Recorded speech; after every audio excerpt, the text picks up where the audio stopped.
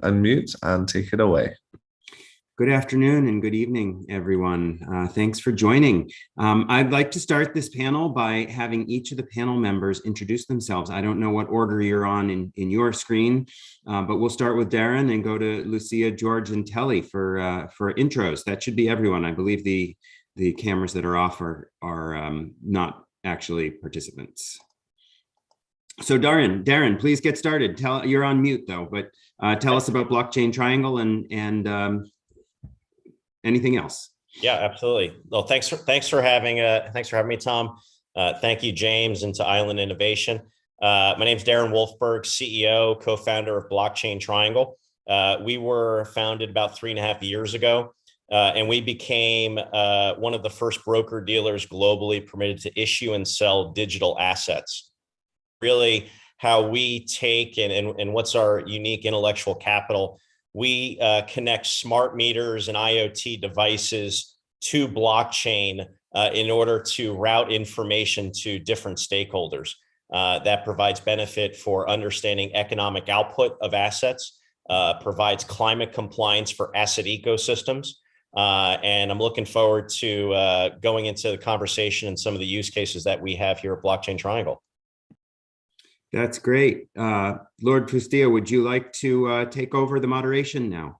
Yes, thank you. My deepest apologies. I couldn't get on the correct link. No problem. Absolutely. We've just done one intro by Darren. Thank you. Absolute pleasure to be here. I haven't got the order in front of me just as yet. I'm just pulling it up again. So, George, I'm most familiar with, so I'll ask George to go next. Sure. Thanks, Lord. Thanks, everyone, for having me here. I really look forward to this panel. So my name is George C. Samuels. I am the managing director for FIA. We actually now specialize in meta communities, so anybody who's looking to build a community for Web3 or the metaverse. And the reason why I'm on today's panel is because our company has been involved with a project that was initiated with the government of Tuvalu about a year or so ago, and it's called the Tuvalu National Digital Ledger. I first got into the Bitcoin space back in 2013. I'm really interested in the sort of overlap of communities and blockchain technology, and that's why I'm here today. So really hope to both learn from and share any wisdom that has been gained over the years being in this space. Brilliant. Thank you, George. I'm not sure, did you introduce yourself before I got on, Tom? You're on mute, Tom. Sorry, you're just on mute. My name is Tom Herman. I'm the co-founder and CEO of Metacarbon. We are a blockchain company that tokenizes carbon. We digitally originate carbon offsets from projects and package them as collectible NFTs, allowing for offset in very small denominations down to 1 kilogram that might be relevant to a cup of coffee, up to larger amounts that would be associated with a flight. We have carbon calculators, and we really are focused on building community and helping brands engage their audience on the topic of climate change by using collectible NFTs that represent carbon offsets. Now, the two ladies I know a lot about because I've read up a lot about them since before the meeting. So I'll ask Lucia to go first, if you don't mind, and then Tilly Valerie on who after. Sure thing. Hi, I'm very, very excited and happy to be here, especially having this type of discussion. My name is Lucia Gallardo, and I'm the founder of Emerge. We're an experimental technology lab that's been working at the convergence of sustainable development and social impact with exponential and distributed technologies. We use a mix, generally including some form of blockchain, occasionally tokenized projects, artificial intelligence, and some form of data capture collection, probably IoT or QR codes. And we also focus a lot on reimagining the underlying socioeconomic incentives that people look for when they're investing in these types of projects, because our goal is really to make impact the investable choice rather than the outcome of investment choices. We've been doing this work for a really long time, or what it feels like a long time for me, since 2018, though I've been in the space since 2016. Our projects span from digital identity for the United Nations Development Program to impact-related NFTs, which are currently, by the way, maybe Tom might appreciate this, we were able to reduce the carbon emissions predicted from a 10K 3D rendered collection from 71 tons of carbon down to 6.8. So we've been very intentional about making sure that we're environmentally forward thinking. We also have projects in supply chain traceability, loyalty program design, and environmentally progressive mining. So a little bit of everything, but we are a full service lab, and I'm just really happy to be here to discuss this subject matter. Thank you, Lucia. And finally, Telly Valeriano. I am Telly Valeriano from the island of St. Kitts and Nevis. I'm actually representing a Werta hat. So first, I represent the Bantu Blockchain Foundation. I'm the head of governance and compliance, governance and execution, sorry. And Bantu Blockchain is actually a layer 1 protocol.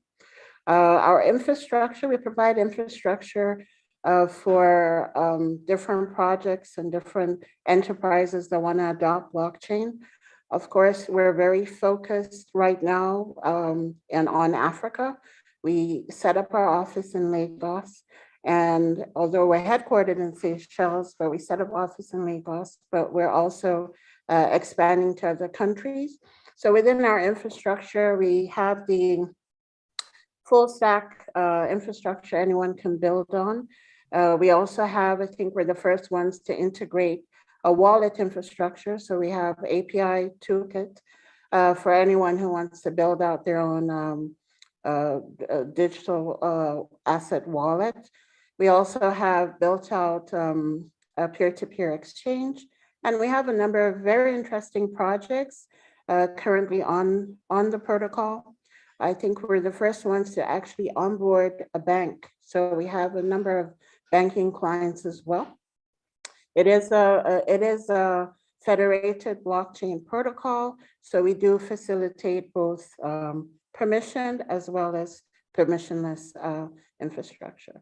And secondly, I'm also the blockchain governance specialist at Interstellar, which is another company, it's a blockchain development company, infrastructure headquartered in Seychelles. We have offices in Nigeria, offices in Canada, and our R&D location is in Cameroon. And we basically have been building out a number of blockchain services. We have our own full stack end-to-end. We offer blockchain as a service. We offer hosting, and we also build out a number of permissioned and permissionless protocols. We're blockchain agnostic in that context. And I'm here as a climate finance specialist as well to see how we could really discuss the the emerging use cases, especially in the area of digital assets, that kind of would create and facilitate new economies, as we're discussing how we can leverage SDGs to provide some sort of financial inclusion. Thanks. How does one leverage SDGs for financial inclusion? I think that's an interesting question and quite connected to the title of the session. Or should I say, how do we leverage blockchain to implement SDGs through financial inclusion? So, Sure. I mean, has everyone introduced themselves? Can I go ahead? Yeah, you're up.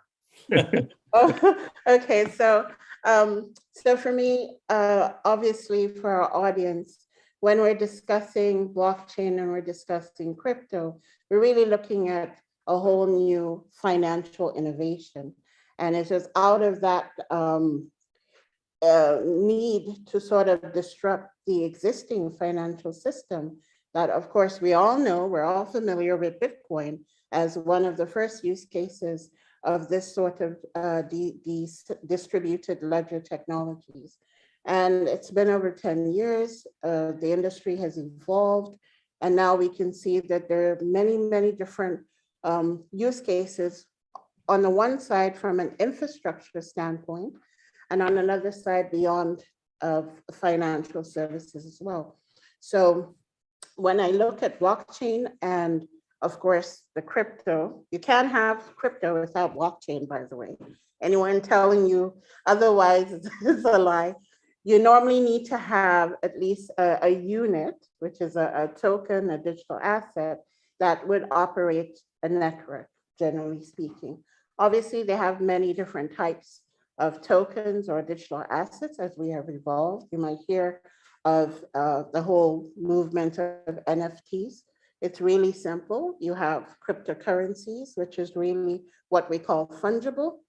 They're one-to-one, and you can exchange one-to-one. So you normally have, like, for instance, stable coins, which are backed by actual fiat currency on a one-to-one basis. So you can exchange it as a currency. But now we can also create digital assets, maybe that represent items, objects, like your identity, like your piece of land, like your cattle, your sheep, commodities.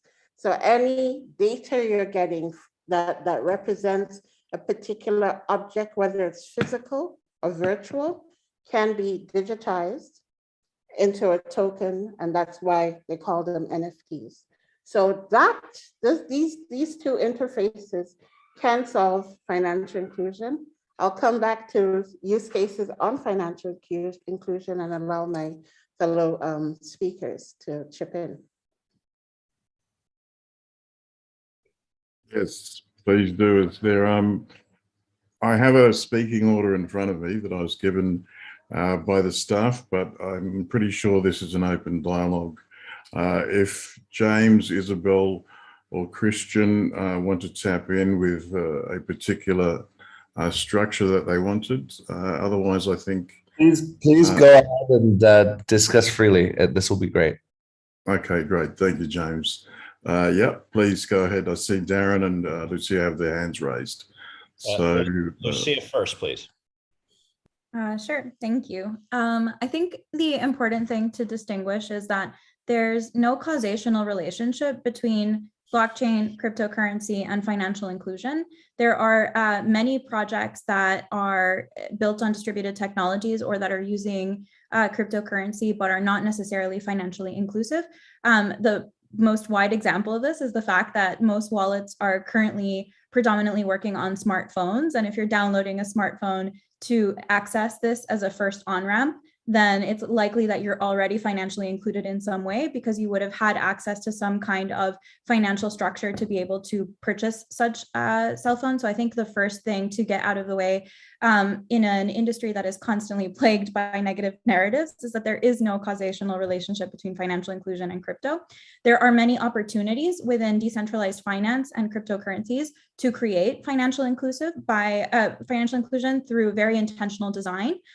This might, of course, be done through accessing, wallets in some kind of form that may not just be limited to smartphones. So, for example, there are companies in Africa, and we've also done some through my own work that are sending money via text message. So that's also an option.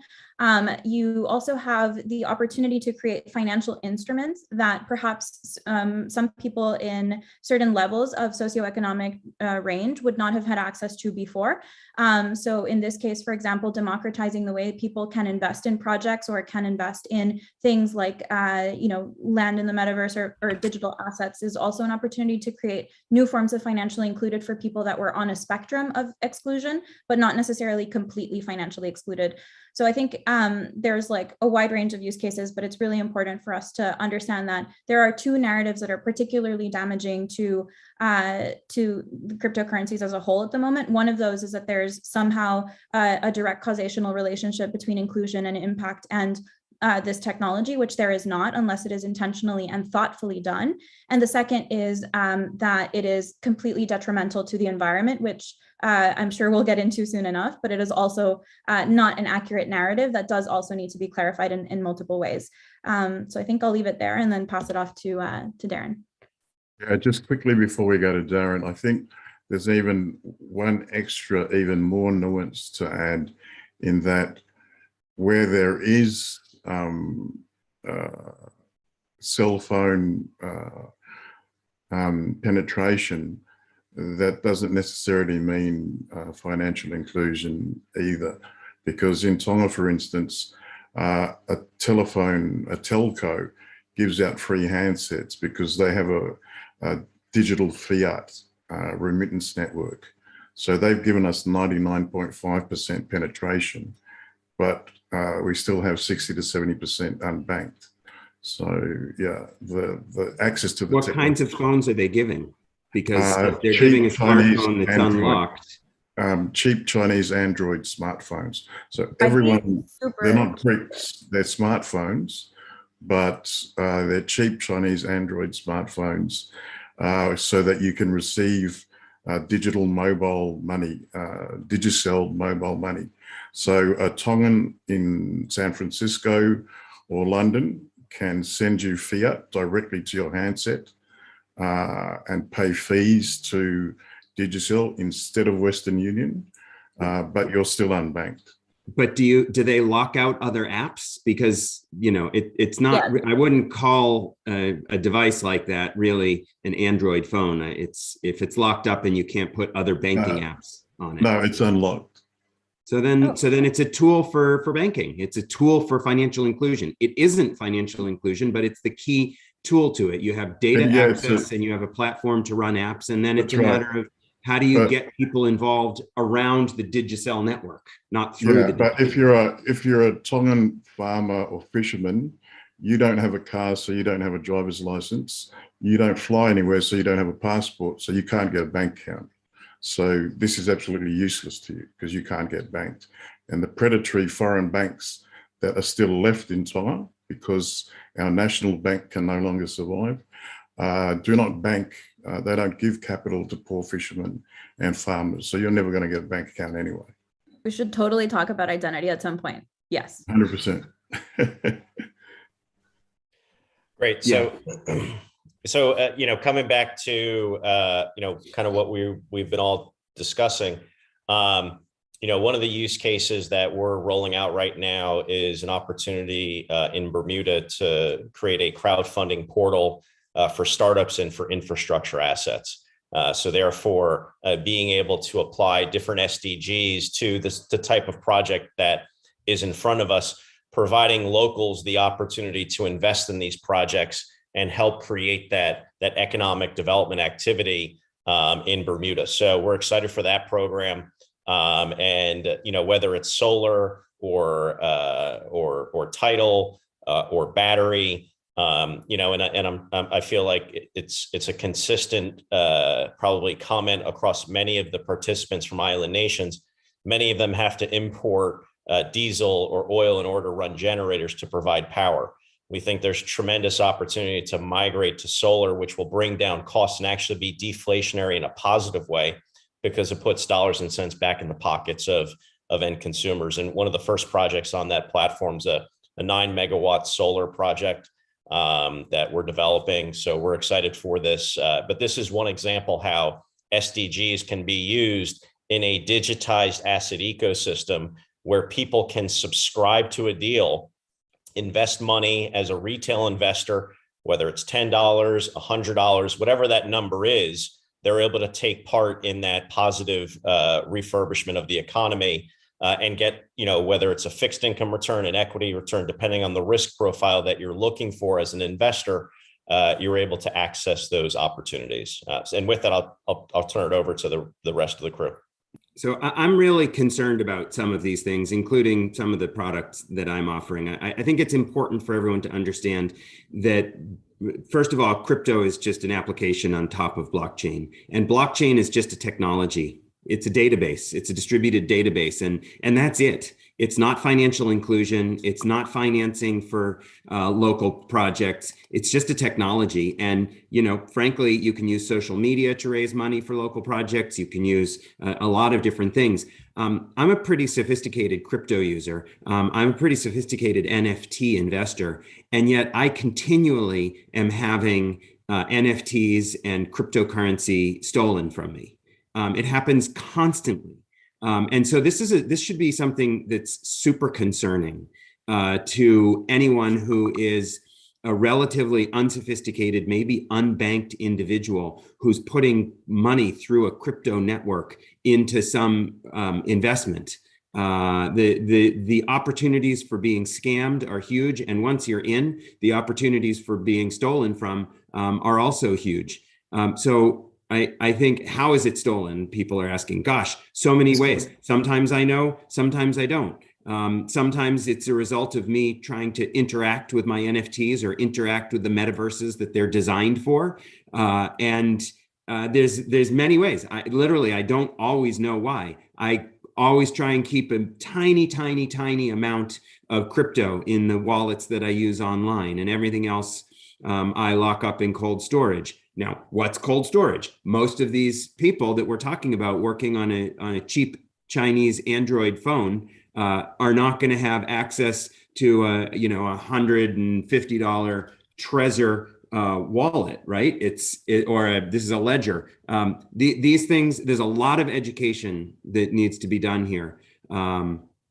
And I think it's super. We're back at that premise of like, there's no causational relationship between anything. Like, tech is a very neutral tool. It can be improperly designed. As we've seen, a lot of vulnerabilities have come from just poor design, flaws in certain contracts, et cetera. There's no causational relationship between inclusion and technology. There's also no causational relationship between technology and security, or encrypted technology and security, if that's poorly executed as well. So I think it's all the same trend of like, as people sort of start to learn about this technology, they'll hear a lot of narratives that are like, this is the second coming of, whatever, it's the last Coca-Cola in the desert.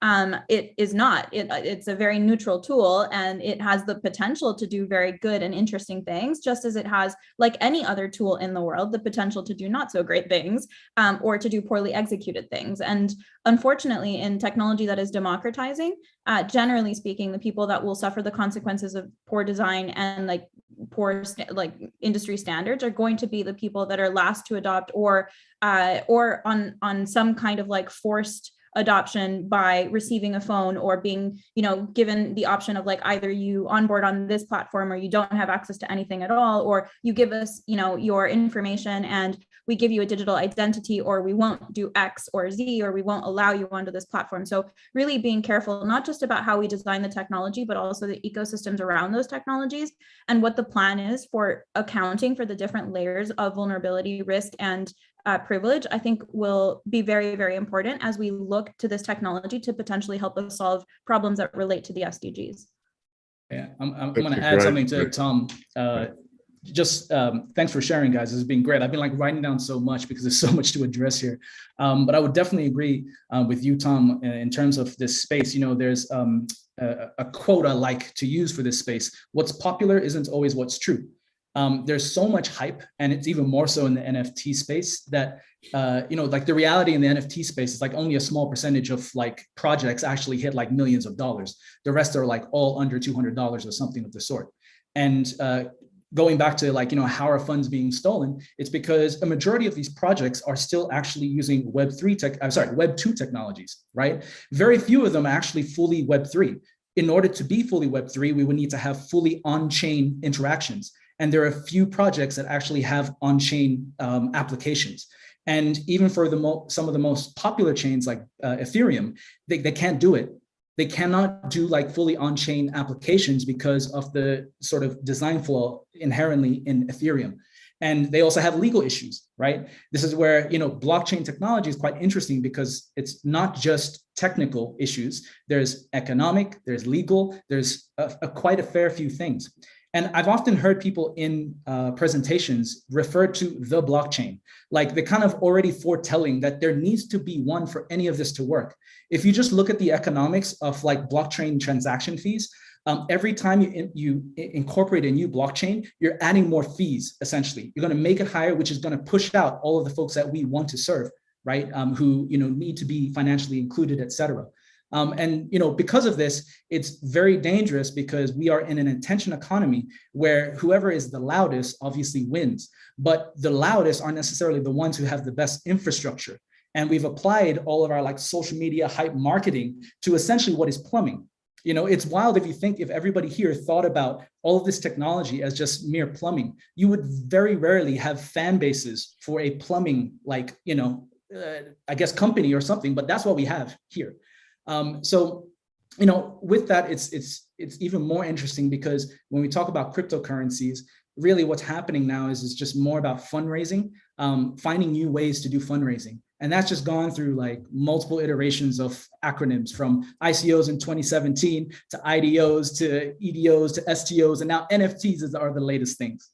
So I think, it's really important for people to take in everything that we're talking about, because so many people are getting scammed. I know Lord will know this. A lot of my families from the South Pacific Islands, they're hearing about these multi-level marketing, Bitcoin-based things, and they're getting involved, and it's like, I'm just going to put my money in and it's going to go like to the moon. And all of this it's culture. There are these cultural shifts happening, but we also have to be very careful that we're like balancing like these cultural shifts with the reality of this technology. You mentioned NFTs. And I think they're a really important topic, because when it comes to SDGs, I think they have a lot to add.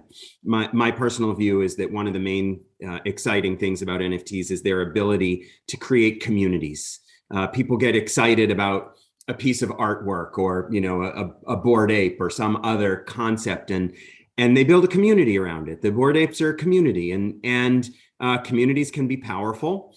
In our case, we're generating NFTs in collections that corporations can give. If you're Delta Airlines and you're buying 1 million tons of carbon a year to offset flights, and you have a blog post and you're telling the world through your ESG reporting that you're buying 1 million tons of carbon, that's great. But if you could take that 1 million tons and break it up into 1 million NFTs and give it away, then you're able to engage all of your customers in a topic, whether that topic is around saving mangroves or saving the animals in mangroves. And so that's one of the two things that we're looking to do. We're not collecting capital in some of these underdeveloped communities in which we operate. In fact, on the contrary, we're through carbon offsetting, we're sending money there. But how does the money get there? And how does the woman who's planting the mangrove seedlings actually get the money? And how does the person who's buying a $36 offset for their flight to Cartagena, Colombia, know that they're generating impact, social and environmental impact? And this is one of the things that a distributed ledger can really be valuable for. You can see where the money goes if it's built properly, and you can get all of the data associated with the carbon offset. And let's keep in mind that carbon offsetting is this global phenomenon that has tons of data coming from many different sources. It's a trustless environment, lots of different actors involved. And so having a public blockchain ledger to track the data details that are coming out of IoT devices and out of people who are in the field measuring, getting ground truth about the biomass that's being captured, or about the jobs that are being created, or the poverty that's being alleviated. All of that data can be stored publicly. If it's in a blockchain ledger, you can see if it's been manipulated, you can see if it's been double sold, you can see where it's coming from. And I think that that's one of the really powerful things, not so much about crypto, but about blockchain, about NFTs, and about this movement. Yeah, we've had a recent issue with NFTs in particular. I think there's a real need to get education around NFTs, particularly with emerging nations populations. We've had a recent NFT in the South Pacific Polynesian community, which whips up a diaspora into a frenzy about a particular JPEG, and they mortgage their houses in order to buy this JPEG. And even these Bitcoin-based MLMs that George was talking about, for the period that these people are in these MLMs, those MLMs, as Ponzi's do, are paying high returns and paying their bills and putting food on their table for the duration before the rug pull. These JPEGs they give no financial return to these not uneducated, but still ill-informed customers. So they're pouring liquid into NFTs and getting zero value in return. And then eventually the extra airdrop doesn't come through, and the floor price that they were told is going to stay at a particular place plummets to the ground, and that NFT goes off into oblivion, and all these specific communities have their mortgages in them as they go off into the sunset. So yeah, and even at the inception, people are getting scammed pre-purchase because some don't have the knowledge to know that in the Discord, only the links in the announcement channel should be clicked to mint and not the DMs that you're getting. So yeah, there's a lot of education, even at base level, to go at. And nobody should be collecting NFTs really for financial gain, you know, any more than you should be buying baseball cards and expecting that they're going to pay your mortgage next week. You know, general financial education, right? Like, and that's Yeah. to technology. Exactly. It That's applies why we in this begin with space. financial literacy, 100%. Yes. That's true. That's Yep. true. What I wanted to add is, while there might be no causality for blockchain technology, I think we have to look at context, because if you're looking at what's happening in like North America and Europe versus what's happening in small island development states, developing countries, it's vastly different, and the needs are very different. One has to look at the context in that number of these infrastructure technologies, to be honest, have been designed and developed in the global north and not necessarily in the global south. So when you're taking design, and I think that's a key point that was raised, the whole point of intentionality and design, those are designed adopting the different cultures that exist in the global north. So if you're talking about like capitalism, neo-anarchy, or all those other constructs, that's going to be baked into that design infrastructure. Even when we're talking about not even necessarily linking with blockchain, when you're talking about AI, you have the whole issue of AI and it being culturally relevant. If your developer doesn't necessarily have that experience to code in that data set, they're not necessarily going to reflect your culture. So I think that's also a big factor. So for instance, in the case of Bantu, I guess we could say we're the first indigenous blockchain infrastructure. And we saw the gaps in the market, and we saw the fact that people in developing countries and in their diaspora are not necessarily getting their needs met by the tool, by the infrastructure. So you have to now be intentional in the design to actually make it work, intentional in the execution. So that involves financial literacy and preparing programs. We just partnered with Visa, and we're going to be working with them to kind of roll out some financial literacy programs, to name a few. So it's really critical to look at context. I think context and culture plays a very big role in how you can execute it. Coming down to a practical context, again, I think my colleague mentioned the whole issue of, okay, well, we're talking about being sustainable, and we're talking about some of the protocols and the infrastructures being damaging to the environment. But again, as we have evolved, there are newer protocols that are coming out that are absolutely 100% carbon friendly, right? We're not, and this has to do with evolving consensus mechanisms. With Bitcoin, you have a consensus mechanism that's based on, you could call it gambling, proof of work lottery. To do your transaction, you're going to get a thing. Then you have the whole issue of proof of stake, which Ethereum is trying to move towards. But proof of stake, to be honest, is a form of capitalism. So there are many other types of consensus mechanisms that can be beneficial in order to kind of foster financial inclusion. So I agree with you this space it's still very new. It's vastly unregulated. But again, the fact that it's not regulated, it does provide an opportunity for you to innovate. But now it's highly dependent on the designers. Designers need to be there to kind of craft and design actual projects that meet the needs and can address the SDGs.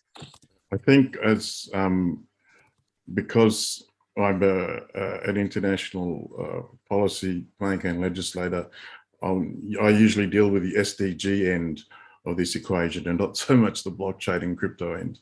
So as encouragement, as an example of a successful marriage of blockchain technology and SDGs, sea level rising and coastal erosion is the largest problem facing life on the planet now, because you have an entire blue Pacific continent that's about to go underwater.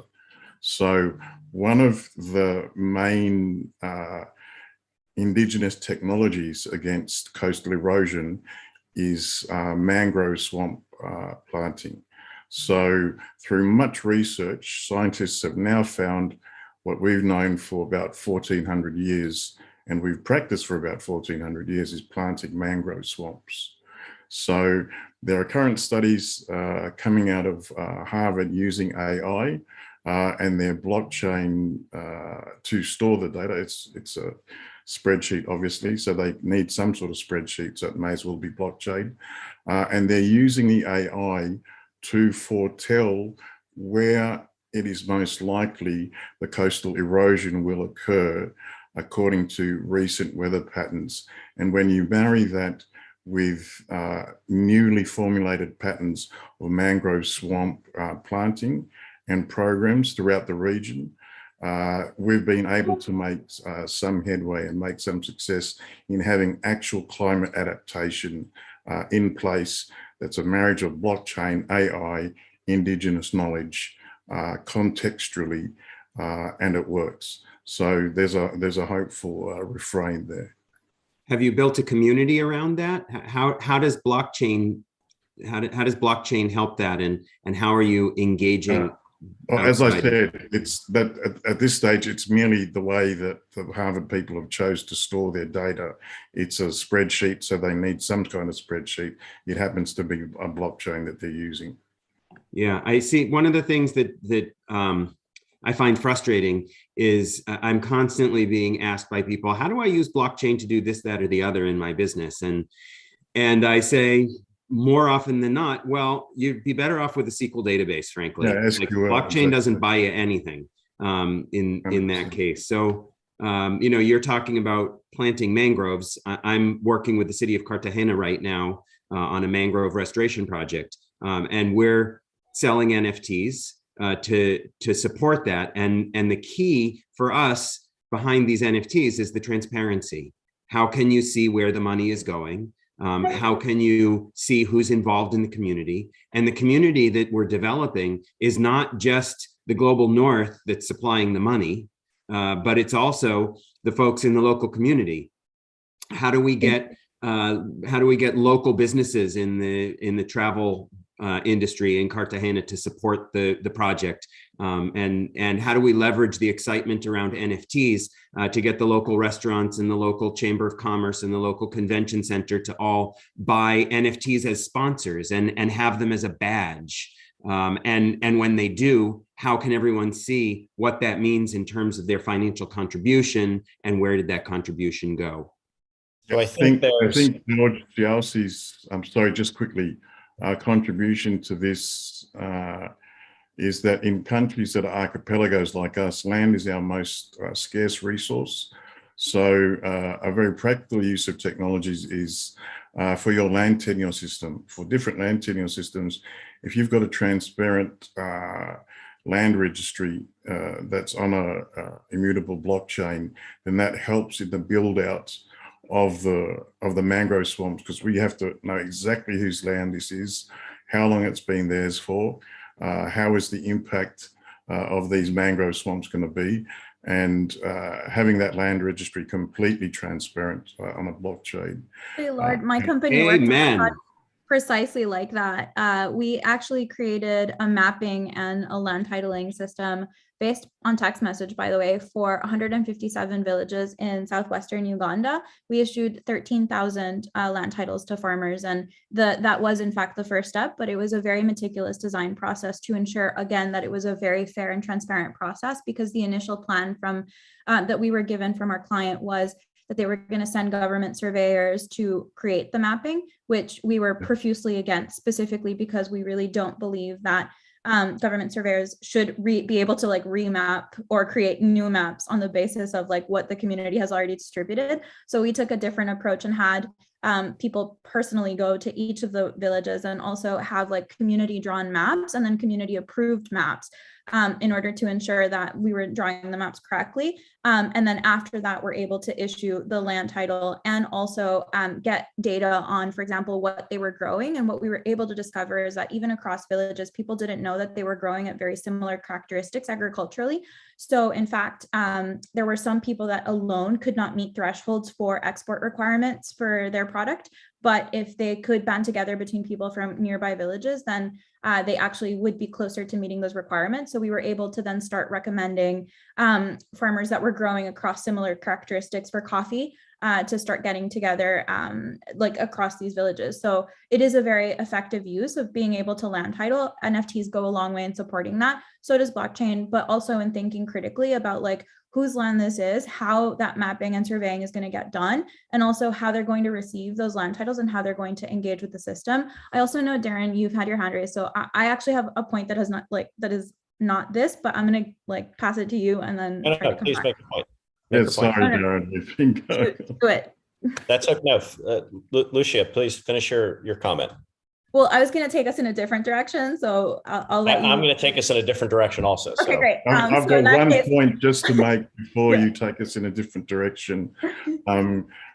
Just to refine what Lucia said even more is that, yeah, absolutely. When we have proponents thinking putting the land registry on the blockchain is going to be all hunky-dory and beautiful, that's still entirely dependent on the paper land title that goes in first. And if you're in a continent where the minister controls the land title and he has already appropriated a lot of the land just before the blockchain gets built, and that land title shows he is the owner rather than a lot of other people, that happened very easily. I'm the head of anti-corruption for Oshidia. My African colleagues have regaled me of many tales of that happening on their continent, of this just a few before the blockchain's built, the minister and his colleagues amend all the land registry to give themselves lots of land. So yeah, we have to be very wary of that. Yeah, Honduras had an issue as well, where a company had pitched itself to take over some surveying, and the land, there was like a lot of very interesting stuff going on with that, and eventually the contract was struck down specifically because of that. So 100%, but as George pointed out, like this is more a human issue, which is why we cannot extrapolate the technology from like the entire process and strategy around what that ecosystem is going to be like. And I think to Tom's point, like of saying, you know, NFTs build communities, I think importantly also the amount of data that they carry with them can teach you a lot about socioeconomic behavior. We currently have an NFT project that it's related to rainforest protection. It is an evolving, or what we're calling a metamorphic NFT, which means that the NFT that you initially collect, it's a very baby version of it. It's a plot of rainforest, and all the flowers are closed buds. The trees are seedlings. It's very small. And then the more that you do that contributes to rainforest protection as a cause, the plot itself starts to blossom, grow new features, et cetera, and also comes with more community benefits as you evolve. So the goal is really like, are you donating to charities that we're associated with on the rainforest protection front? And we're tracing that money, of course. And we're also using some of their impact metrics and impact assessments to collectively make it rain on everybody's plot, so that when the nonprofit that we're working with meets their impact goals, it rains on everybody's plot and everybody's plot blossoms. Highly gamified. We built an entire game environment, so you can actually play a game that allows you to like explore your plot and learn more about the biodiversity within these hotspots that we're working in. it's connected in real time to the rainforest using external data. So when it's raining in the rainforest, it's raining in your NFT. When it's sunny in your NFT. When it's nighttime, it's daytime, you get to see the sky change. And you also get to hear the sounds that you would hear at that particular time of the rainforest. So if you're checking it at 11 a.m. rainforest time, it'll be like the sound that you hear at 11 a.m. and the way that natural life engages in along with animal life. So it's essentially creating like a very immersive experience, but the data that you're able to pull from it of engagement and how people are committing to their cause isn't just community building. It's also like a badge of honor for engagement, social movement, and saying like, not only am I saying I'm passionate about rainforest protection, but I show up for it. And the really fun thing about it is we also made it regressive. So if a person stops engaging, stops donating, stops everything, the plot actually reverts back to its basic state. So it shows you by virtue of the state of evolution that plot is in, just how committed, engaged, and truly like community oriented the collector is. And so these types of projects, like they're done through data and understanding the value of structured data, because I think we've sort of been hearing about data as a situation for a really long time, but in the coming of technologies that are distributed in nature, we are able to organize and create really interesting relationships with data that allow us to build these kinds of generative or evolving, metamorphic, whatever you want to call them, projects that are a reflection of like incentives. So what type of behavior do you want to incentivize through things like NFT? How do you want to direct a community towards sustainable development goals, to bring it back to our panel topic? And then what do you want to do about it in terms of the design of what you're rewarding or incentivizing? Now, obviously, all of these data, and this is where I'm taking us on a different direction, all of these like data feeds are all transactions. And the reality of what you're hearing about the environmental impact of a blockchain relates to like the amount of transactions that are happening on a particular blockchain protocol. Now, something that I think is super important to understand is like, obviously, the more transactions and there are, the more demand there is for computing power. And that is where the actual damage is happening, is the amount of computing power that a blockchain requires to do everything we want it to do, whether it's for a social impact cause or not. It's that. But computing power is not actually the only, blockchain is not the only technology in the world that requires computing power. Literally, this panel is consuming computing power. Like everything that is technical, digital, technological today consumes computing power, which means that collectively we're all having a very damaging impact on the environment. Now, it's very easy to pinpoint and say, well, blockchain transactions, the more there are, the more consumptive of power it's going to be. But I think it's very important that not only we look at the fact that we are consuming power, but also at where we're consuming power from. And statistically speaking, the crypto sector has actually been self-motivated to use energy mixes that are much more sustainable than the traditional finance sector has ever used, even when receiving incentives, when receiving subsidies, when receiving grants from the government and taxpayer money to actually be bribed into investing in renewable energies. Whereas our own industry and sector of the crypto sector in general has been self-motivated to already use, as over 50% of proof of work-based mining from Bitcoin and Ethereum at least is proven to come from stranded energy, aeolic and solar, actually in the order of stranded energy, solar, and aeolic, coming primarily from renewable energy. And one of these questions about computing power and where that computing power is coming from is a narrative that's missing from the grand conversation about how damaging it is. So everything is using computing power, and we're pinpointing the consumption rate of blockchain. But at the same time, we should be pointing out the fact that it's coming from more sustainable energy sources, and that as we work on these initiatives that Tom is working on, that I'm working on, where we're trying to figure out, okay, what can we do in order to make mining, proof of work-based mining, much more sustainable. I do have a very huge project on that front. Then this is all conducive to having less of an environmental impact than the traditional finance sector and having more impact potential on the side of financial inclusion. And if we're thinking about sustainable development goals, they don't just concern themselves with environmentalism, though it's a very key component. It's also about the economic and social well-being of the people on the planet. And this technology has proven that it is concerned itself with sustainable development goals as a general concept, as opposed to just one element of financial inclusion and just one element of environmental damage. So I think I am going to take us in the direction of energy because I see that people are liking the question that India asked. So I just wanted to take us there and preface it by saying that there's a lot of like misconceptions about this conversation, and it all revolves around the fact that it's consumptive of computing power, but so is everything else. So I think, to touch on that specifically, I think the data point, which is most important, is that proof of work chains are 99 times more energy consumptive than proof of stake blockchains.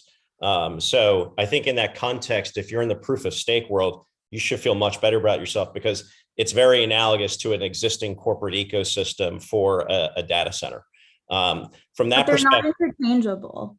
Darren, they're not interchangeable consensus mechanisms. They lead to different types of outcomes by virtue of how they're governed. So that's optimizing also for different things. I agree, but proof of work is much more energy consumptive than proof of stake. Yeah, that's it's a fact. probably 99% more. So yes, actually, yeah, so there's a. even if, sorry, go ahead. No.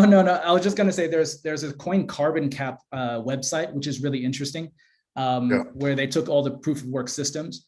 And we could go into like, I guess, some of the politics around proof of work, but even like the original Bitcoin design was actually designed very efficiently, but human politics got in the way. And that's actually what is sort of constraining the energy consumption by limiting size blocks of these sort of things. It's actually why, there's more consumption taking place. If you actually just removed the block size limits, and again, this is an ideological political issue, not a technological one, proof of work would actually be the most efficient. Yeah. So definitely that's a key point. I think one of the things that I've seen in the comments a little bit is the lack of regulations, or that regulations are evolving. And I think, there are different jurisdictions that have been more forward on this topic.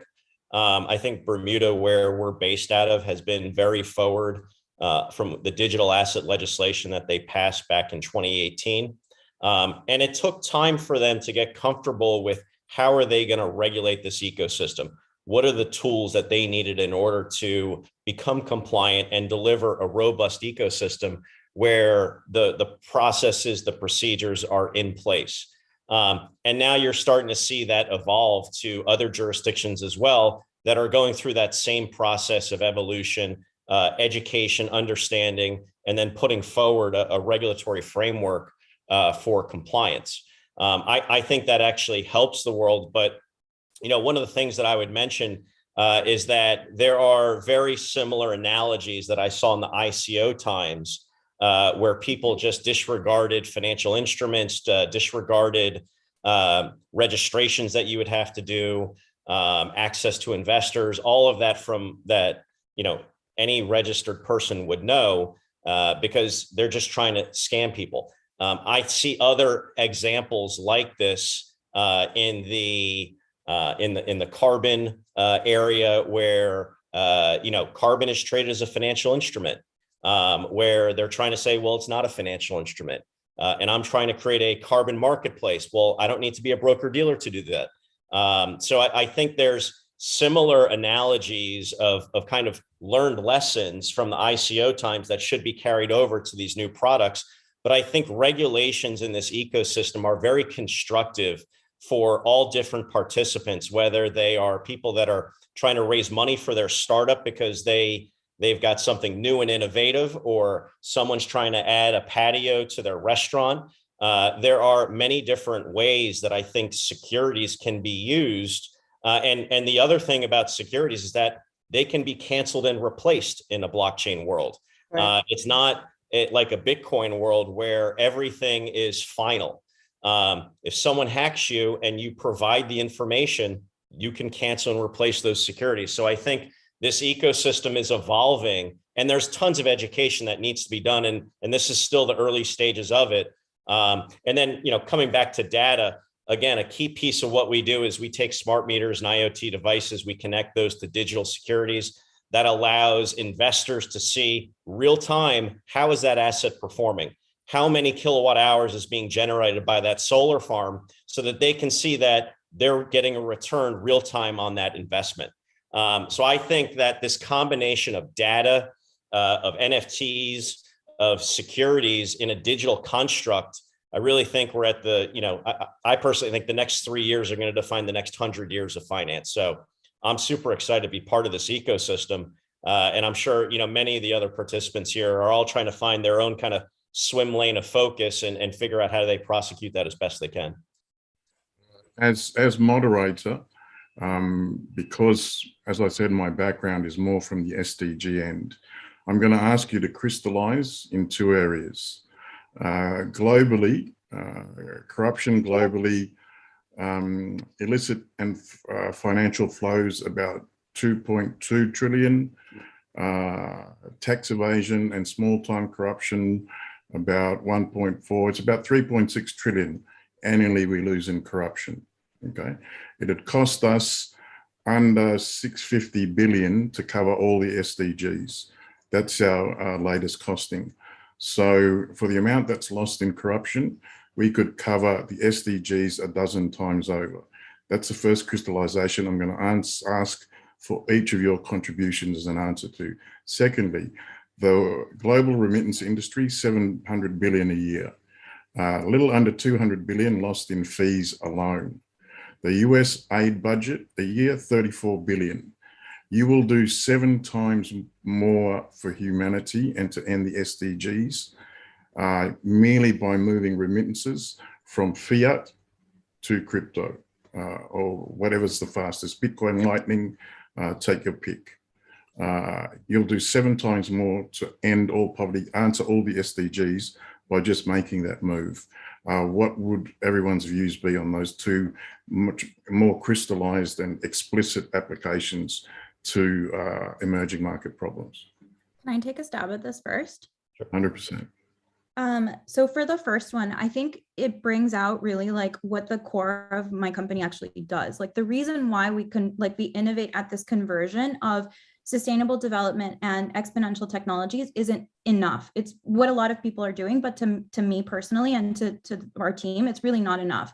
What we really need to understand is that there are resources, there is money, there's plenty of money, there's enough food to feed the world, there's enough money to go around, all of these things exist in the world.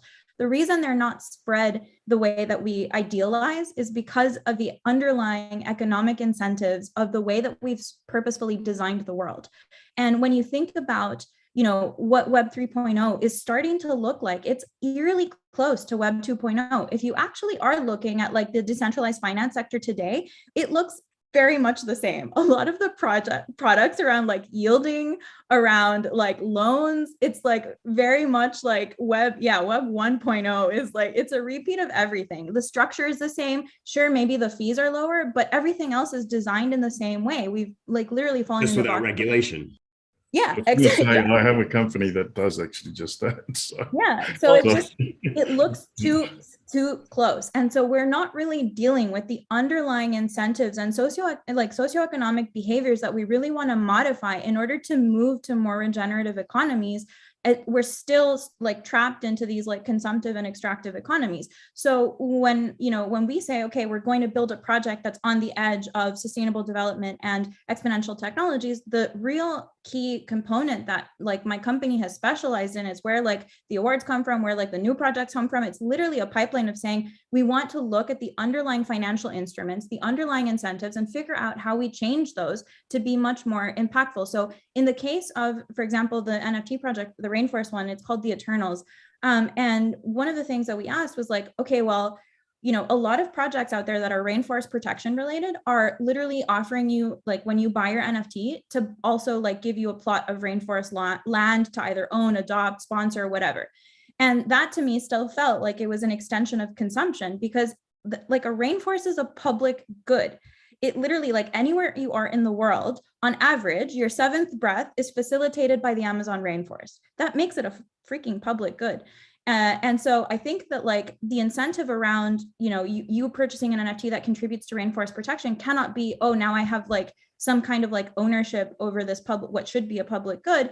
Instead, what it needs to be is well, how do I feed it in order to make sure that like it is worth more to me standing than it is in any other way, as a mineral or as a law, like a farm or as a whatever. Like I want to make sure the incentives are aligned to keeping it healthy. And the same is, you know, right now about 98% of medications around the world have at least one ingredient that comes from a rainforest. So why is it that we're not betting on futures in relation to how much we can actually extract as an ingredient for a particular plant? Instead of like tearing it down, why don't we build the financial instruments so that it's actually worth more keeping up, because you're betting on like a lifetime yield that this will have if it's protected. So in thinking about, you know, and these are just examples of saying like the underlying economic incentives right now don't match our intentions with sustainable development goals. And until we start thinking about this like way to shift the underlying incentives and why people want to invest in impact, then we're going to continue this narrative of saying impact is a nice to have. Oh, we're going to donate X% of our project to X charity. And don't get me wrong, my company does that all the time. But really what we want to get at is this idea that impact itself is an investable asset class, not that it is an outcome of investment choices. Because if it continues to be an outcome of investment choices, then we're going to continue to be like at the basically disposition of people that are running companies or that are, you know, running governments and regulation and so on, to have that intention to have social impact, as opposed to just being completely building a case around it, both economically and also, you know, for social impact of us all. So I think that that's my piece, my thought on the first one. The second one about remittances, I think, you know, for me, the priority there is like, again, we're back to this issue of financial inclusion. It's like, okay, yes, I absolutely agree. And just for clarity's sake, I know this is being recorded, but I guess it's fine to say. I actually spent 3 months as an undocumented person in the US once, specifically to understand more about what those barriers are in relation to identity and also financial inclusion. It was one of the most difficult experiences I've ever had to go through in my life. And there are a lot of rules that people take for granted in relation to what that looks like. So an example of this is that at one point, I completely did run out of money, and my parents sent me money through Western Union. But there is, according to regulation, a specific amount that if you receive even $1 or 50 cents above that amount, they give it to you as a check, not as cash. And the problem is, if they give it to you as a check, there's no way on earth you're ever going to cash that. So I actually had a check, a Western Union check in my hand for 2 of the months. And I couldn't use it because no bank would cash me, because I would cash it for me, because I didn't have an ID to present. And so it was one of those things where like, maybe I did discover this the hard way, but like, if I had known that there was a specific amount, I would have asked someone to send me less than that amount and send more times, as opposed to sending the full bulk amount. But then that means more in transaction fees, right? So basically, I spent these 3 months like really focused on that. And I think the key here is, again, not even the technology. We've got payment rails. We have the opportunity to use peer-to-peer payments. We've got even like investment opportunities around peer-to-peer, like there's some cool projects out of Africa that are, for example, renting solar panels and then allowing people to like make a business out of that and then trade locally for residual energy. So there's like ways to build distance economies that help remittances move across the world. What we don't have are the proper onboards and offboards to make sure, or like ramps to make sure that people are able to actually get this in a way that is functional to them. Unless merchants are widely accepting crypto in a location where the remittance is the receiver, then they need to somehow still change it to fiat. And we've seen this problem in El Salvador a lot, where people, like, as soon as they got their $30, they were looking to figure out how to change it into cash.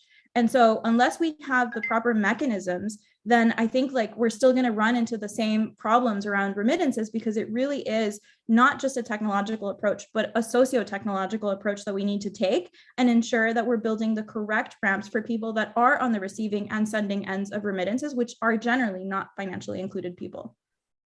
Yeah, one of the solutions that I ended up having to do was to take a controlling interest in a bank, because then that gives me a Visa card accepted in 160 countries that I can just give to every Tongan receiving a remittance, where they can pay natively with the Visa card.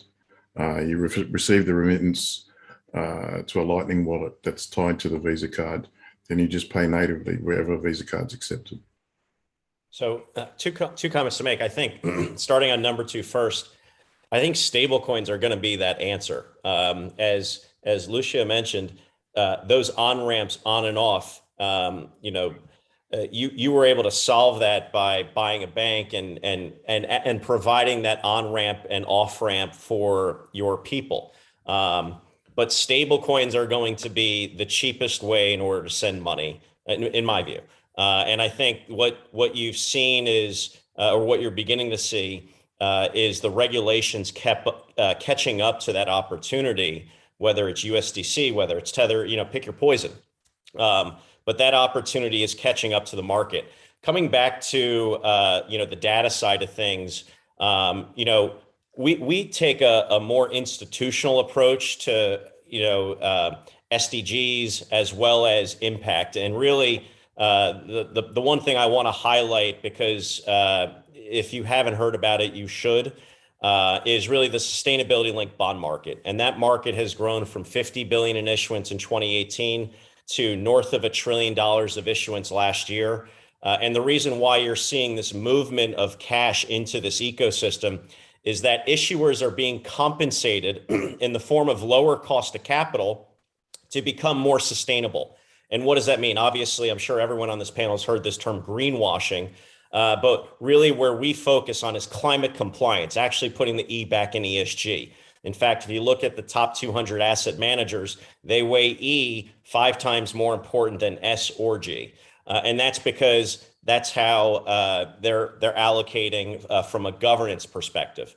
But the spread in 2018 was 5 basis points. So you were rewarded with 5 basis points lower in the cost of capital if you became ESG oriented. Last year, it was 23 to 28 basis points when rates were at 0 here in the US. Now that's starting to look higher as rates move higher as well. So the incentives for CFOs, for treasurers to do this is there, and that's why you're seeing this capital flow into it. We're working on our first sovereign debt trade where we're looking at a country's sovereign debt, and if we can aggregate the climate compliance information and report that along with targets, we believe we can bring down the cost of capital for sovereigns from a debt perspective. So again, we think that there's tremendous opportunity in this intersection of institutional finance, of retail capital flows, and people that are trying to raise money, because ultimately they bet with their wallets. So they're going to bring down their cost of capital. That allows them to put capital into more renewables. It allows them to put more capital into water desalination and other projects, mangrove projects, that are constructive and beneficial for their ecosystem. Yeah, just as our attempt is to decentralize the whole process by having nodes that our diaspora can purchase the node so that they validate their own transactions and they get paid the merchant fees for sending the remittance to Tonga instead of Western Union. So the users on the network get the merchant fees rather than a central location. But I still go back to Lucia's point, which is my business is still a recreation of Web 2. It's all the I tools. mean to offend anyone on that front, by the way. Yeah, all the tools are Web 2 tools. We've just made them Web 3 quick. And yeah, so I take that point to heart very, very dearly. So yeah, us too. Is it all right if I continue on from here, Darren? Yeah. Please. Yeah. So just on what Lord was saying, I think that's what I've also noticed too about this space is that the technology itself, I feel like not a lot of innovation has actually happened with the technology yet. And the reason why I say this when it comes to blockchain is because the biggest sort of key feature for me was micropayments. And I still actually do not see many business models looking at the micropayments ecosystem. We are still valuing blockchain data or cryptocurrencies in fiat dollars. So essentially, higher the price, the better it is. But if we are going to be serving underserved communities, we are going to have to figure out models that work with micropayments. And so, seeing things where people are reinventing the wheel, but just using blockchain now and being able to raise funds because of the use of all the jargon, it's not going to end well for a lot of people. And it kind of already has been the case. However, there are a lot of cultural shifts that I've seen take place in this ecosystem, which I think are good. As an example, the NFT side, we have seen a cultural shift because the timing has been right, where this next generation values their digital lives more than their physical. And this is the only reason I think why people will pay millions for a picture of a rock, as opposed to something like, a physical car or something of the sort. And I think we were talking about identities. I don't know if it was Lucia was talking about identities, but and Tom, I think you're also talking about like how NFTs helps build communities. I think, people always are the ones who build the communities. NFTs, I think, is just providing people a way to take on their digital identities, right, with their profile pictures, et cetera. And then because they have a certain level of trust with the technology, at least on the surface, that's why they're more likely to want to pay the money for these NFTs. And then, it taps into the old ancient sort of status symbol part of ourselves. If you look deep down enough, right, these profile pictures, these NFTs is all about status, because most folks are not able to afford it or can't even bother trying to get in to this space and get that sorted. That's the thing. The Polynesians who buy NFTs, it's for a flex, which they can't afford. Yeah, like but they don't have to buy them. NFTs can be given as badges, as gifts, and they can. But most people don't know build that. Your collection and your collection in the Gen Z environment reflects who you are. Therein lies the reflexivity of the thought, because if it's cheap, they don't want it. They want the ghetto fabulous. It doesn't have to be cheap. NFT. It just doesn't have to be purchased with cash Air or Jordans. fiat. It can be purchased with activity. Air Jordans, engagement. basically. Yeah. Sure. And I think, Tom, you bring on a good point, and this is where I come back to micropayments. So there are some applications that are attempting to do things fully on chain. So I'm just going to put in one particular app, which I like. It's called Twitch. They're essentially like a Twitter, but everything is on chain, from the comments, the likes, like every single thing, right? And for there, people who literally all they're doing is engaging actually are able to make quite a lot of money in fiat terms. That's a good sort of attempt to try and do things on chain. If you do this with Ethereum, you still can't. You would need to use IPFS or whatever it is that they're using on layer 2, et cetera. And I think also going back to what Lord was saying about the what was it? Lord, what were you saying? There was something about. I'll come back to it, unless you can remember what you had said just before I started talking. The collectibles. No, it's okay. It'll come back. I'll answer the questions that you actually had for us. Yes, please. Those Okay. two really crystallize it. Yeah. Yes. So on the corruption side, I think for the corruption side, and correct me if I'm wrong if I'm answering another question, but on the corruption side, technologies like Bitcoin, blockchain, et cetera, all they do is simply make things more transparent, or I'd say translucent. Right? We still need our governments, regulations, laws to do the work to go through that data and do something with it. A lot of people still actually can't read the blockchain well, So even though it is transparent in one respect, we still require applications to sort of decipher things, et cetera. But making it unedible, it does help with people's ability to use that as evidence if they need to. Now, granted, if you're using it as evidence in a court of law, you've probably gone into a much larger case. In practical terms for people, I don't know how that will play out. I have not seen the use of public blockchain data being used to, figure out disputes in a village, whether it be in Tonga or Fiji or, any other island around the world. So it's going to be interesting to see that. And I think there was talk about, distribution issue. Yeah, we do have all the resources in the world to take care of everybody, but we don't. And that's because we also have freedom of choice. And with freedom of choice, that means people are free to do what they want.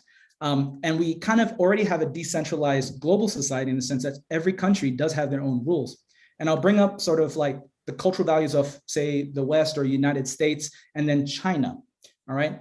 In sort of the Western capitalistic view of things, it's sort of short-term, get my fix now, very individualistic. Then you've got China, which is like a complete other side, right? But in their type of system, it actually allows for true long-term planning.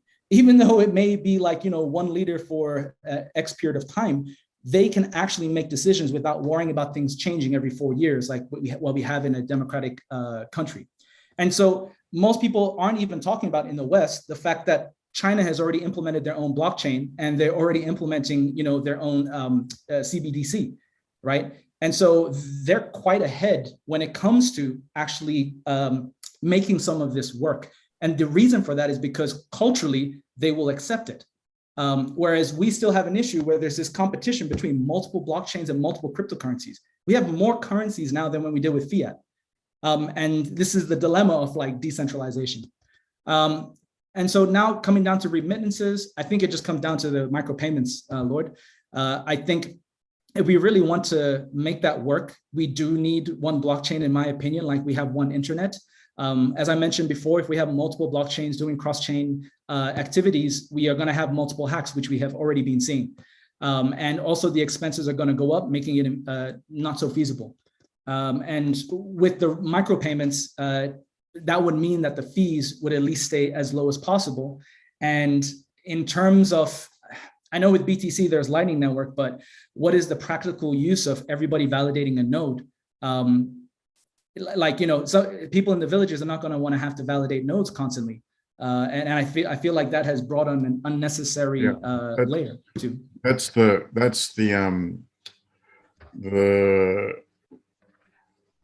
sender end. So the product that we gives the nodes to the remittance sender.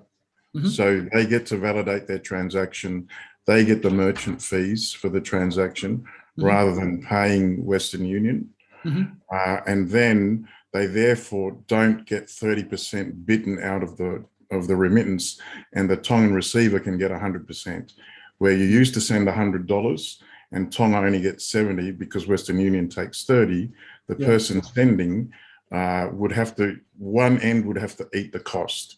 You either have to send 130 if you're the sender for Tonga to get 100, or you send 100 and Tonga only gets 70, so they eat the 30. This way, the sender can afford to send because not only are they not paying for the remittance, they're getting paid to send the remittance because they own the node. And the receiver gets 100%. So, and remember, in an economy which is an informal economy that has a consumer tax, a capital injection of 30% from outside the country immediately gives a 30% injection to government's 15% consumer tax that pays for hospitals, schools, and roads. Okay, so the fee is just more transferred elsewhere as opposed to going to Western Union? It goes into the corporate pocket. Yeah, the fees go to the user. Precisely. That's the whole point. That's the DeFi of the decentralized finance. That's why stable coins, can bring that cost to almost zero, a fraction of a penny. And therefore you're able to retain all that value without market volatility. Or we channel the cost to the users in the network rather than a central validating authority. All right, well, I'll close my statements there and hand it over to the next person. Thank you, George. Yeah, thank you. It's been a great talk. This has been a great panel talk. For honing in explicitly on those two questions. I was curious. Can I chip in on your questions? Yes, please. Very much so.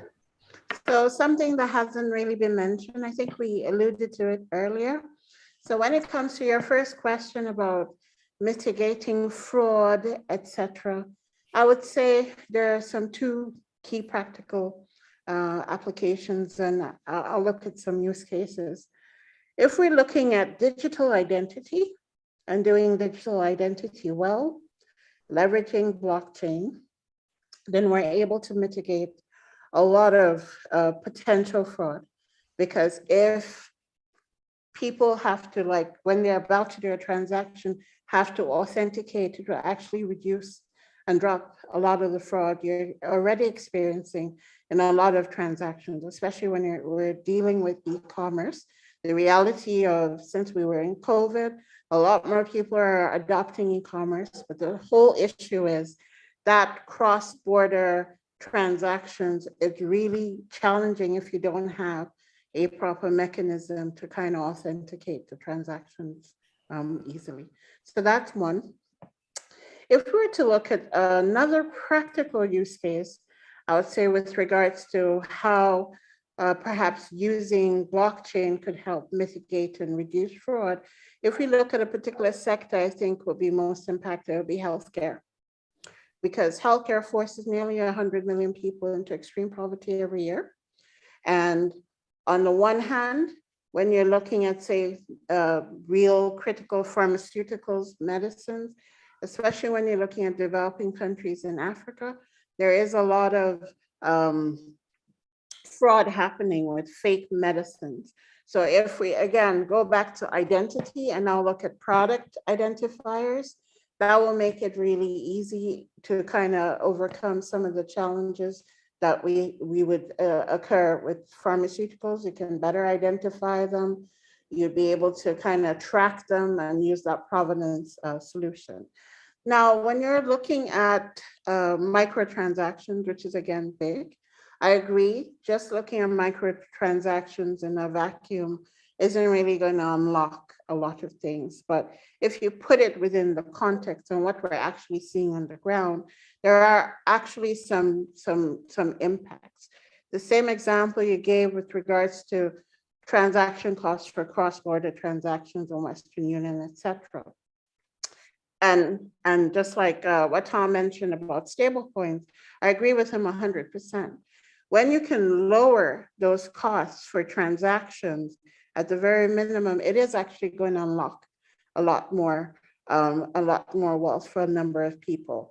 For us, it might not necessarily make a difference, but for when you look at 1 in 10 people live under $2 a day, it does make a huge difference.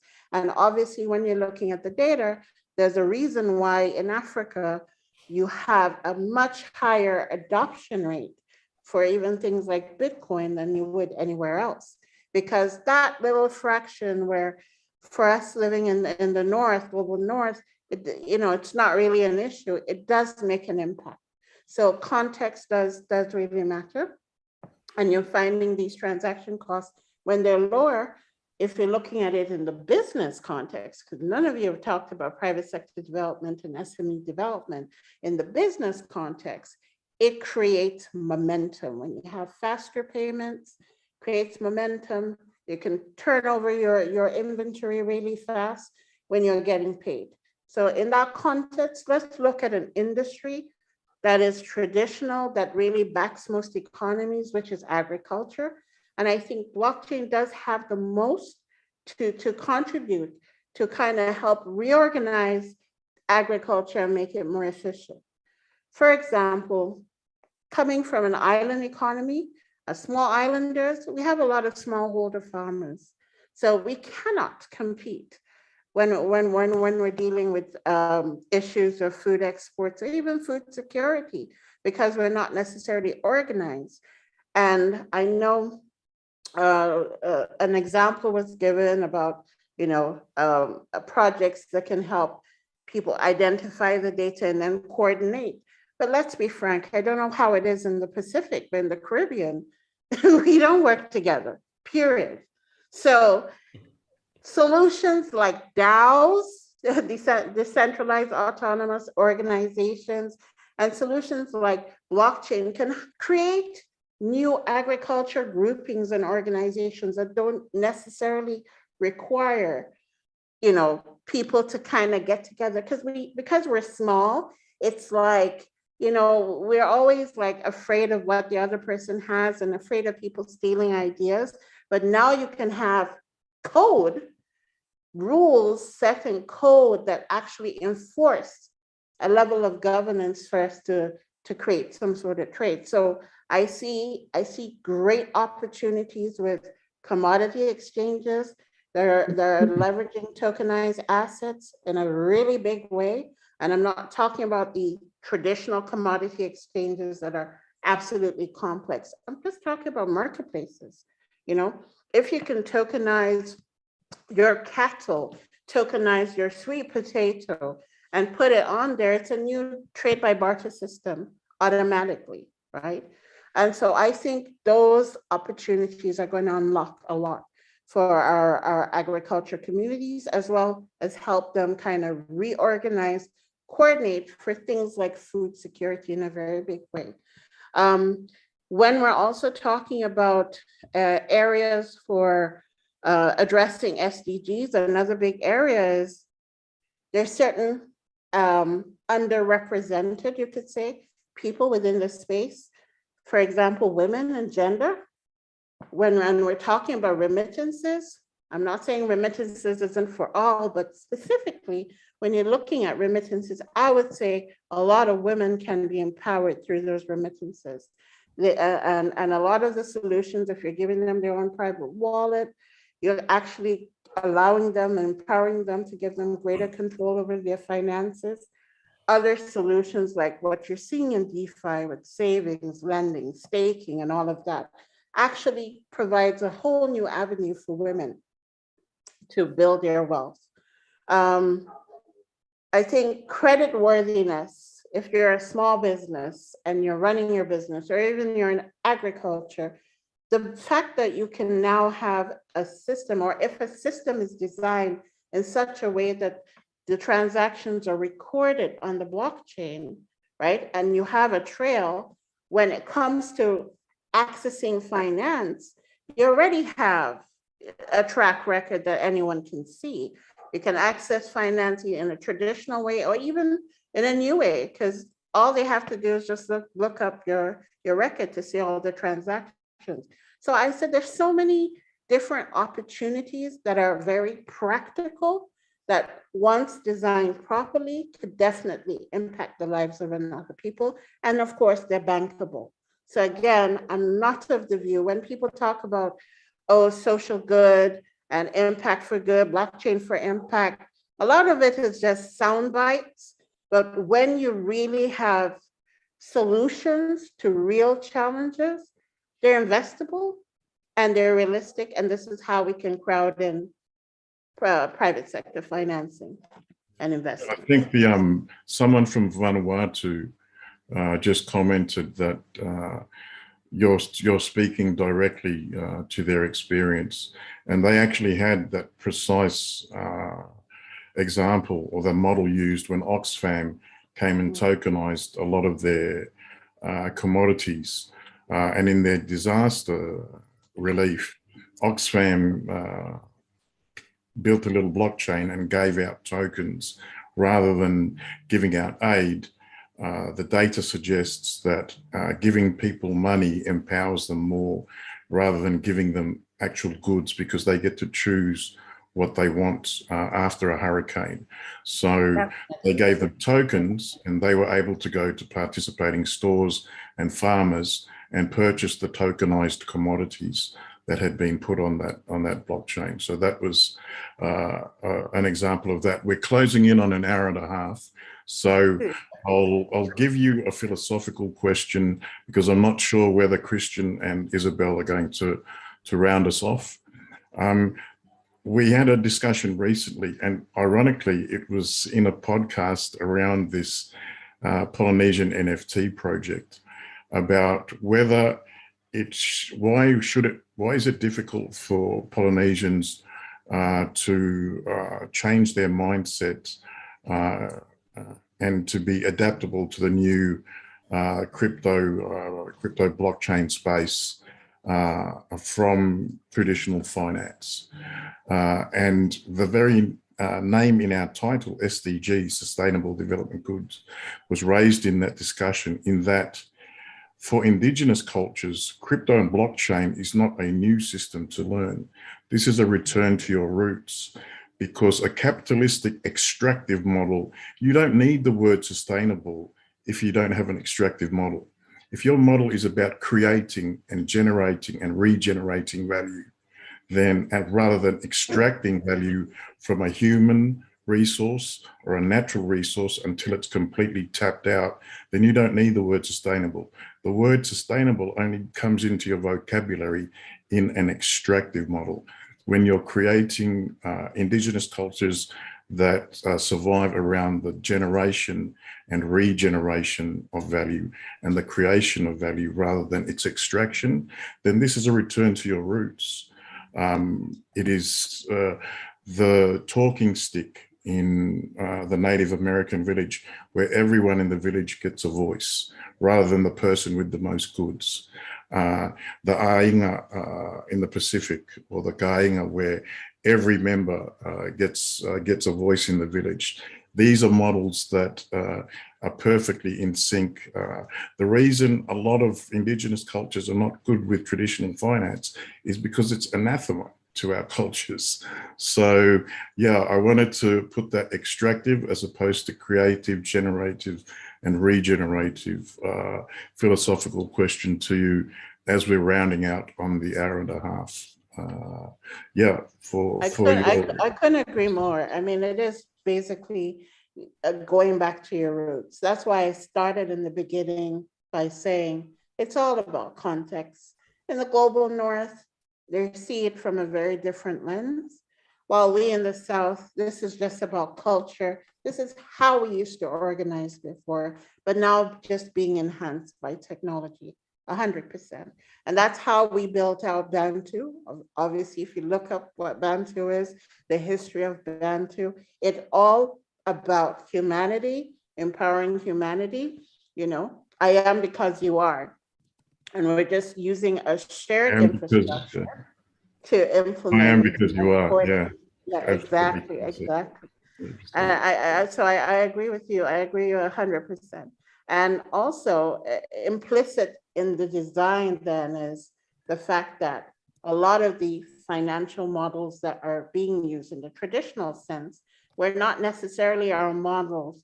If you look at what's happening even in finance, alternative finance, now finance, everything is moving towards alternative finance, which is a whole new landscape of anything goes right now, because the models for equity and debt just isn't working anymore.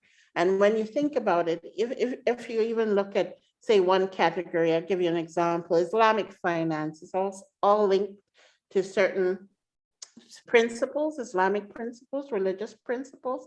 But then again, it also is anchored in a lot of traditional ways of how we pool and collect money and organize.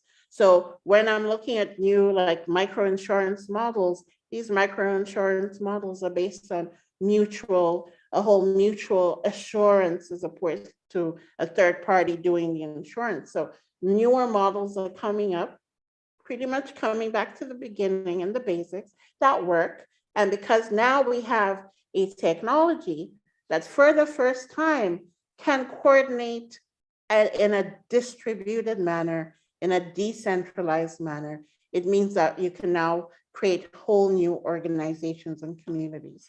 So for us, this is extremely powerful. The type of projects we're starting to see being built out is also amazing. You have projects that are focused, again, you talked about the whole issue and the reality.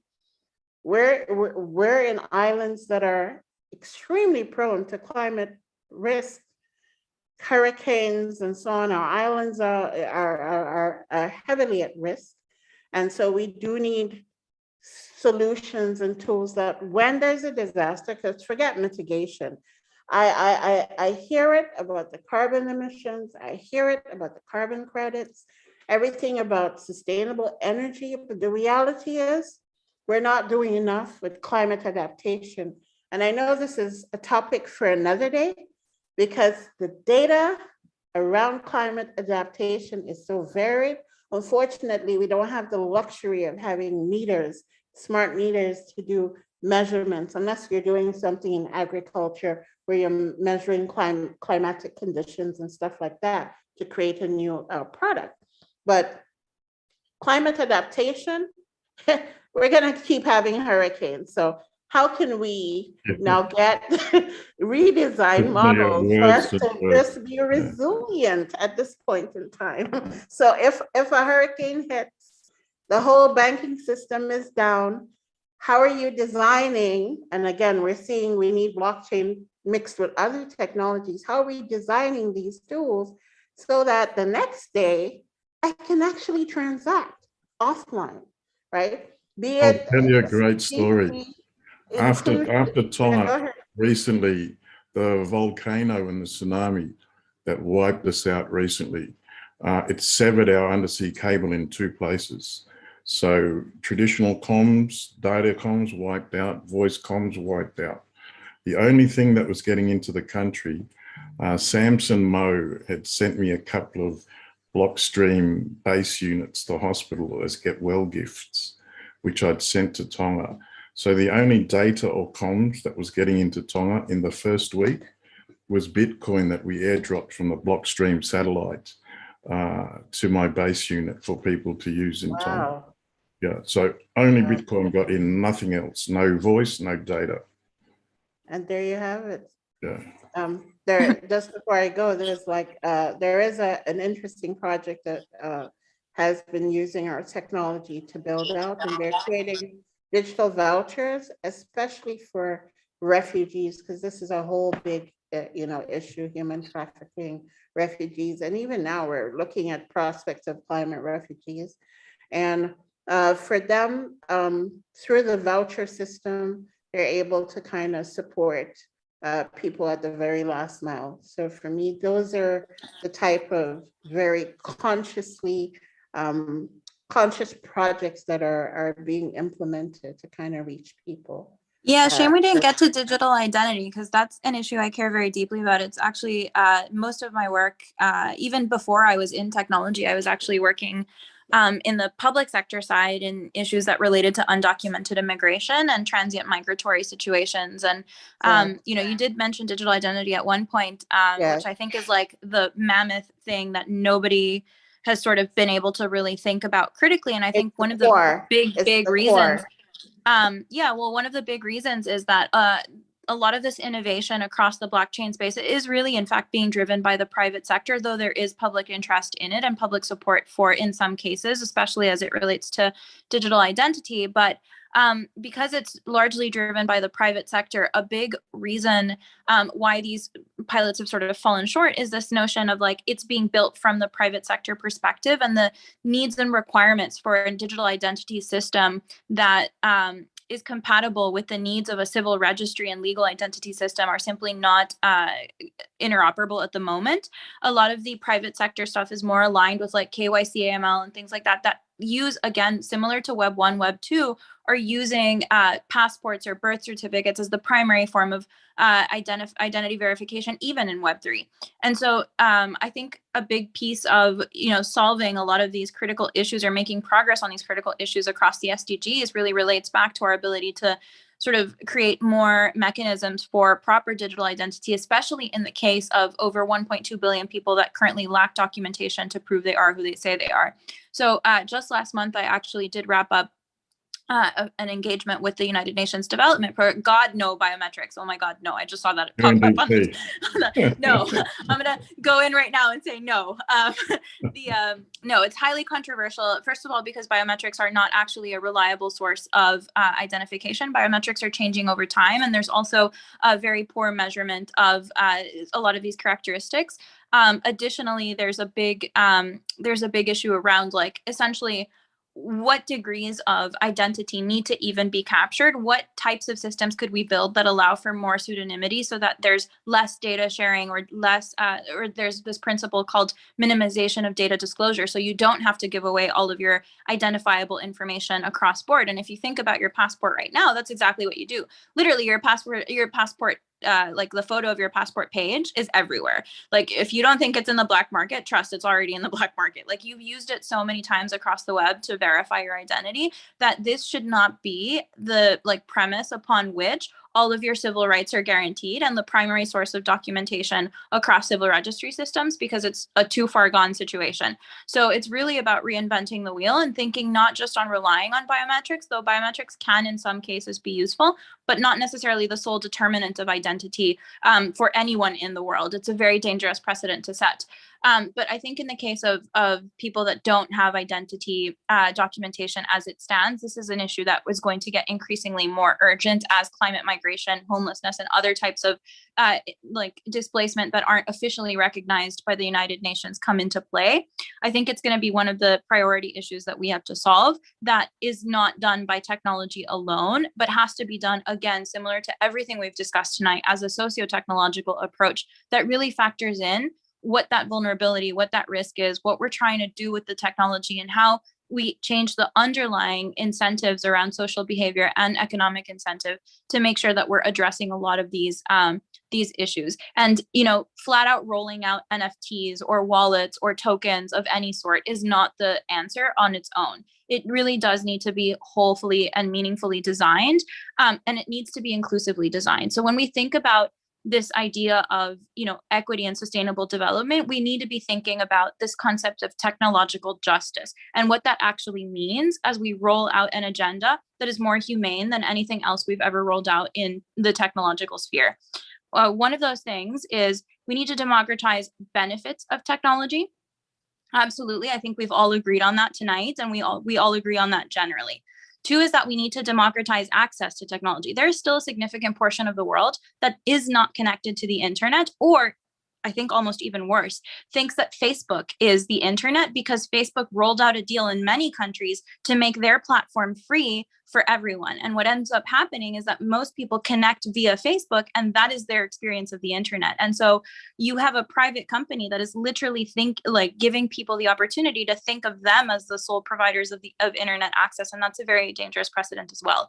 So in thinking about benefiting increasing the benefits of technology, increasing access to technology, there's a third component which Telly has touched on, which is increasing access to who builds this technology, participation. And I think the Caribbean is doing great work in advancing some of these inputs into technology. Latin America has done the same. Look at the contributions Argentina has done to the Ethereum ecosystem. They've been incredible to the technology stack and infrastructure of Ethereum. It's been incredible to see Argentinian developers really contribute to the core. So truly, I think, this notion of technological justice and increasing access to who builds this technology and who benefits from this technology, not just delayed on a timeline that's like, well, eventually they'll get around to it. Well, we're on iPhone 13 or whatever. The rest of the world is not even on a smartphone. It can't be that pace. We have to make sure that as we're democratizing access to Web3, that it's happening at the same pace as the Western world, and that it's happening with the ability for everyone to participate either as a builder or as an active stakeholder or participant in the technologies that we're trying to roll out. And I think at that point, we'll really be able to sort of live up to the name of this panel, which is this idea that crypto can, in fact, facilitate, create, or foster more progress toward the sustainable development goals. Thank you, Lucy. I apologize. We did take up a large portion of the discussion, and you did have your hand raised, and I'm sorry you didn't refer back to get more contribution from you. We've been tapped by the organisers that it's time for closing statements. So I understand Tom and Darren have had to head off. But yeah, if George, Telly, Valerie, Anu, and Lucia, you guys would like to wrap up, I'm sure the audience has been captivated throughout and would love to hear your closing statements.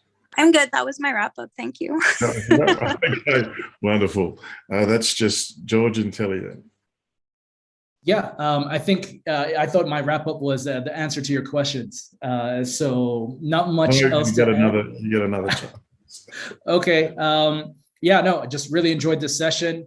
A lot of great opinions, a lot of great things to sort of ponder over. And I think what is great is that we can all come here together and talk about these things without getting overly emotional, because in this space, if you've been in this space, if you go on Twitter or any of those sort of things, people can get highly emotional. At the end of the day, like, we are all human beings. We're all kind of doing what we think is best. And there's always wisdom to be shared, and that we can all learn from everybody. So that'll just be my closing statement. Telly? Okay, so my final closing statement, just to add to what Lucia says, the SDG 16 actually covers legal identity, and they have a goal to complete by 2030 legal identity. So you're finding in some countries, they've started doing the work for digital identities. They've also pegged blockchain as a perfect solution, because with digital identities, it introduces the whole option of credentials, and credentials could be different attributes. So that's on that. what I wanted to say as takeaway is, with this space, there have many solutions, many projects, many opportunities, also many dangers. I think the ecosystem would develop more, not really as one system. It's impossible. If you had one system, life would be boring. I think it's all about interoperability and standards. And I think that is where I see the greatest impact. With regards to specifically ESG as it relates to even areas like climate and so on, I really think there needs to be a lot more effort and awareness of governments to really see how they can actually leverage, not just necessarily looking at being reactive about these cryptocurrencies and stablecoins and trying to catch up with the CBDCs just like that. Even in the design of their central bank digital currencies, they really have to see how best they can actually leverage holistically blockchain technology, going beyond just the financial use cases, to really see how they can use it to redesign different models to reach the people in need. So this is critically important. And I think that's my takeaway. Thank you, Telly. Yeah, as for myself, as moderator, obviously I want to thank all the panelists. It was a brilliant discussion. I especially want to thank Island Innovation because I think for a lot of people, no disrespect, to a global North audience, the significance of this discussion may be lost. When we're talking about SDGs, if you're from one of the SIDS, from the Caribbean or the South Pacific, climate change, the impact of blockchain, crypto on climate change is not the ephemeral discussion that my colleagues and I that go to the UN General Assembly every September have in cafes in Manhattan. Climate change is George's relatives waking up and the waves are in their living room about 2 feet high. Climate change is to our country, which disappeared in January, just gone. Climate change is very real policy issues like the UN Refugees Convention, which was drafted by the Global North to help Jews escape Nazi Germany, is geared towards conflict, political discrimination, religious discrimination. But if you're a climate refugee and your country's disappeared, you're not covered by the UN Refugees Convention. You're not considered a refugee, and you cannot get asylum or treated as a legal refugee anywhere on the planet. Myself and Baroness Scotland from St. Kitts and Nevis, who's the head of the Commonwealth now. She was the Attorney General under Tony Blair. Oh, yeah, that's right. Sorry. We're working to amend the UN Refugees Convention to include climate refugees. So this very grounded discussion was much needed to give some attention and context to SIDS and our experience with these technologies. So I appreciate Island Innovation doing that. So with that, I thank you all. And I think, is there any final comments from Christian and Isabel? Otherwise, that's time for us to wrap up. Thank you, Laura, Fusito, and all of the panelists for your participation. And that's it for day 2, of the Island Finance Forum. We will see you tomorrow for day 3. Thank you so much. Great. Thank you very much. Thank you, Telly. It was a pleasure to meet you. Brother George, always a pleasure, bro. Always a pleasure. Thank you. Pleasure. Thank you, Lucia. Sorry, I forgot she was there. Because she doesn't have a video, okay. that's why I'm hiding away. I took my camera off because my laptop died, That's and right. I forgot my No adapter worries. on the train. So I had to join by phone and I lost the camera. No worries. Great stuff on Oh, the digital wow. identity. I hope to hear more about it. And please, everyone on the panel, keep in touch either through Island Innovation or LinkedIn. it would be great to get feedback off one another. So have a great day. See y'all. Great connecting. Bye. Bye. everyone.